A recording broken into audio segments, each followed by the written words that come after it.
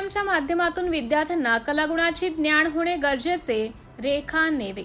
अमर संस्था संचलित परमपूज्य साने गुरुजी आदर्श बालवाडी येथे समर कॅम्प आयोजित करून आज त्याचा समारोप करण्यात आला. 10 दिवसाच्या समर कॅम्पमध्ये विद्यार्थ्यांना वेगवेगळ्या ऍक्टिव्हिटीज, त्यात बालवाडीतील विद्यार्थ्यांना कबड्डी, खो खो, लांब उडी, स्विमिंग, मल्लखांब, ड्रॉइंग, गाणे, नृत्य, शुद्धलेखन यासह विविध स्पर्धा घेण्यात आल्या व शिकवण्यात आल्या. आज समारोप प्रसंगी प्रमुख पाहुणे म्हणून इंग्लिश मीडियम स्कूल दुपार विभागाचे मुख्याध्यापक कमलाकर पाटील, अमर संस्थेचे संस्थापक RD पाटील, परमपूज्य साने गुरुजी आदर्श बालवाडीच्या मुख्याध्यापिका रेखा नेवे हे उपस्थित होते. मुख्याध्यापिका रेखा नेवे यांच्याशी संवाद साधताना त्यांनी सांगितलं की समर कॅम्पच्या माध्यमातून शालेय शिक्षणाच्या अतिरिक्त समर घेऊन त्यांना विविध खेळांची ज्ञान असणे गरजेचे असते. या समर कॅम्पच्या माध्यमातून विद्यार्थ्यांना मार्गदर्शन करून त्यांना विविध गोष्टी शिकवण्यात आल्या असते असं त्यांनी सांगितलं. यावेळी संस्थेचे अध्यक्ष चंद्रकांत पाटील यांच्या माध्यमातून समर कॅम्पचे आयोजन करण्यात आले व मान्यवरांनी दीप प्रज्वलनानंतर सरस्वती पूजन करून कार्यक्रमास सुरुवात करण्यात आली. स्वर्गात आकाशगंगा या गाण्यावर नृत्य सादर केलं व काही विद्यार्थ्यांनी योगासनांचे प्रात्यक्षिक करून दाखवले. समर कॅम्प कालावधीमध्ये विद्यार्थ्यांना सरबत, टरबूज वेगवेगळे पदार्थ रोज देण्यात आले. योगासन शिकवण्यासाठी कैलास पाटील, मल्लखांब शिकवण्यासाठी ललित सोनवणे, क्राफ्ट व ड्रॉइंग शिकवण्यासाठी कुंवर तसेच परमपूज्य साने गुरुजी आदर्श बालवाडी शिक्षक वृंद शिपाई यांनी परिश्रम घेतले. सिटी इंडिया न्यूजसाठी प्रतिनिधी विश्वास वाडे, चोपडा.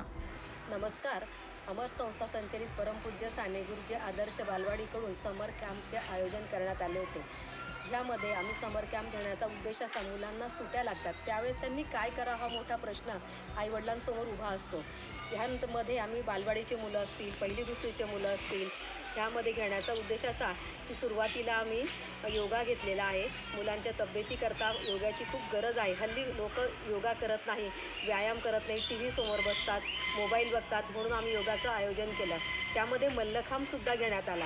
अगदी सुंदररित्या लहान लहान मुलं, बालवाडीचे मुलं सुंदररित्या मल्लखांब करतात, हे बघून खूप कौतुक वाटत होतं.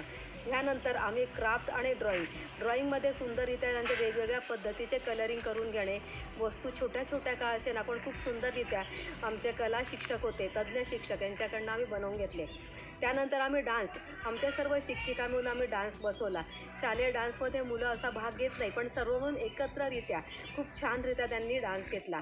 याचनंतर आम्ही स्विमिंगचं याच्यामध्ये आयोजन केलं होतं. खूप सुंदररित्या स्विमिंगमध्ये मुलांनी भाग घेतला आणि खूप छान खेळले आणि खूप आनंद घेतला. ह्यानंतर आम्ही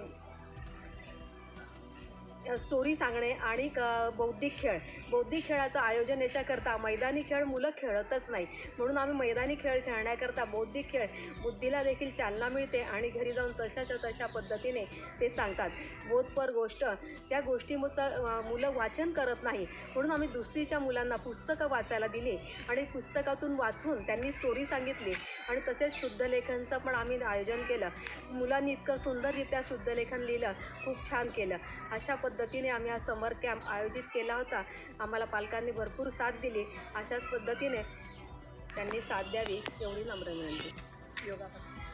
योगामध्ये कैलास पाटील सर आणि साळुंके सर होते.